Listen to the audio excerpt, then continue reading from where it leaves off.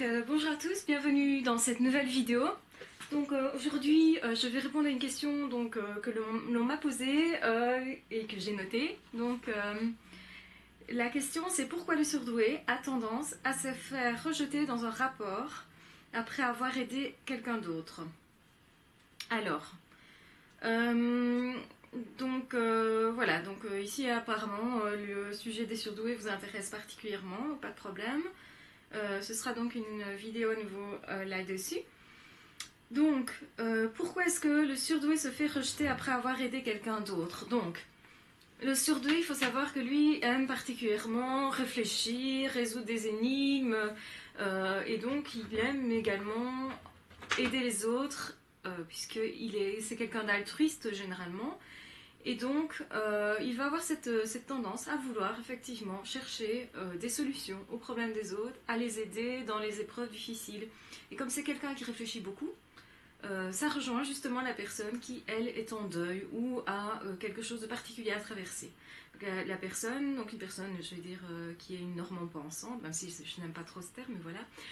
Une personne donc, qui est dans la norme, qui pense comme tout le monde, va, au courant de sa vie, ne pas trop se poser de questions, et puis il lui arrive quelque chose qui fait que là, la personne se pose des questions, elle remet les choses en question, elle va chercher à dépatouiller tout ce qui s'est passé, à analyser, à pouvoir en tirer quelque chose en fait. Et donc pour pouvoir dépasser cette période-là, cette personne a besoin d'aide éventuellement, et ça peut être un surdoué.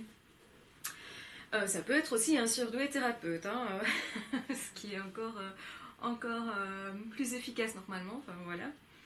Et donc le surdoué, lui, il va aimer résoudre les problèmes, et donc il va le faire de bon cœur, et il va le faire pour avoir une relation, pour construire une relation. Cependant, la personne qui le choisit va choisir un surdoué parce qu'il est justement lucide, parce qu'il sait analyser les choses, parce qu'il va le propulser et l'aider à s'en sortir. En tout cas, il va le booster. Surdoué booste beaucoup les gens, hein, puisque eux-mêmes adorent se perfectionner, s'améliorer, etc.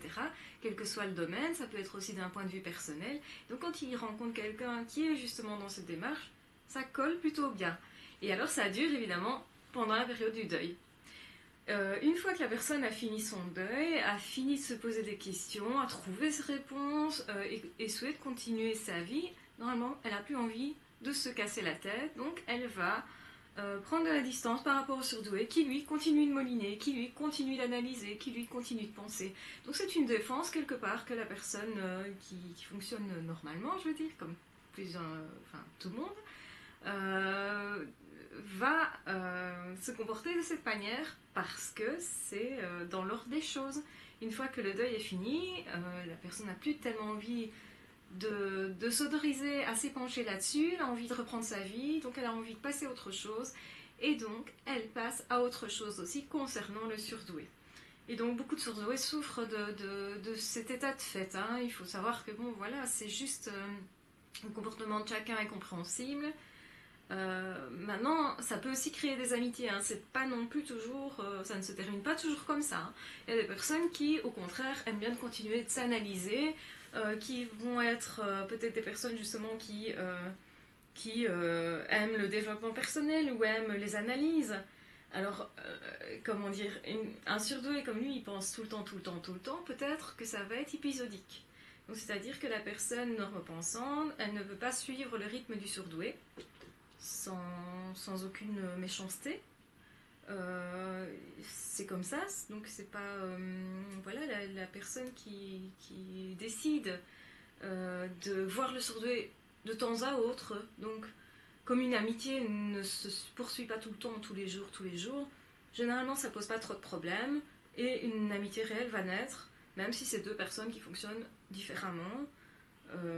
Il faut dire que la personne qui est entre guillemets normopensante va être peut-être avoir plus une tendance justement à analyser, etc. Et c'est peut-être quelqu'un qui se situe déjà dans la norme supérieure au niveau intelligence, au niveau analytique, au niveau réflexion, etc. Et donc ça peut coller avec le surdoué qui lui aussi est dans un autre registre. Ça peut créer de bonnes amitiés. On voit comme ça aussi des amitiés enfin je fais un petit crochet, un petit détour, on voit aussi comme ça des amitiés qui se développent avec les surdoués, entre les surdoués et les hypersensibles. Donc les hypersensibles qui ont vraiment toutes leurs émotions comme ça, qui sont vraiment en contact avec toutes ces émotions. Le surdoué a la même chose, donc en tout cas pour un surdoué qui fonctionne de cette manière-là, qui n'a pas renié cette partie-là. Voilà, le surdoué va créer une relation d'amitié avec quelqu'un qui est hypersensible parce qu'ils ont des points communs.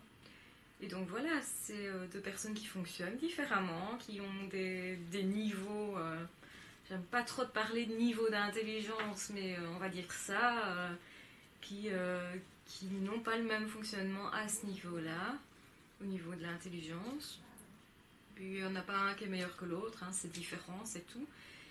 Et donc, ça peut créer des superbes amitiés qui sont aussi comme ça, peut-être épisodiques justement, parce qu'un surdoué, pour le suivre, ben, il faut un autre surdoué. Il est assez rare qu'une personne normopensante arrive à suivre un surdoué, ou alors c'est au prix d'énormes efforts et de beaucoup d'amour, hein, ce qui est très légitime.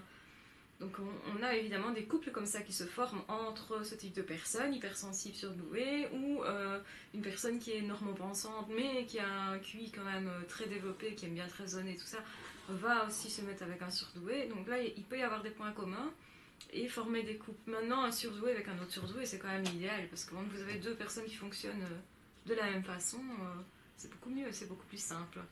Mais voilà, l'amour, on ne choisit pas toujours de qui on tombe amoureux. Et donc voilà, il faut faire avec.